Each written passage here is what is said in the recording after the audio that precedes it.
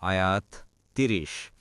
قالوا كذلك قال ربك إنه هو الحكيم العليم।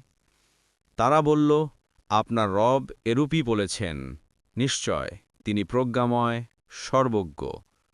আয়াত ৩১। قال فما خطبكم أيها المرسلون। ইব্রাহিম আলাইহিস সালাম বললেন, হে প্রেরিত ফেরেশতাগণ, তোমাদের বিশেষ কাজ কি? তাফসির ১ নং ফুটনোটের বিবরণ। এই কথোপকথনের মধ্যে ইব্রাহিম আলাইহিস সালাম জানতে পারলেন যে আগন্তুক মেহমানগণ আল্লাহর ফেরেশতাগণ, আর মানুষের আকৃতিতে ফেরেশতাদের আগমন যেহেতু কোনো বড় গুরুত্বপূর্ণ কাজের জন্য হয়ে থাকে, তাই তাদের আগমনের উদ্দেশ্য অবহিত হবার জন্য ইব্রাহিম আলাইহিস সালাম খতব শব্দ ব্যবহার করেছেন।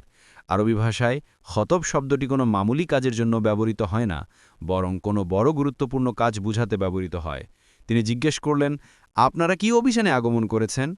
উত্তরে তারা লূত আলাইহিস সালামের সম্প্রদায়ের উপর মাটির তৈরি প্রস্তর, কঙ্কর বর্ষণের আযাব নাজিল করার কথা বলল।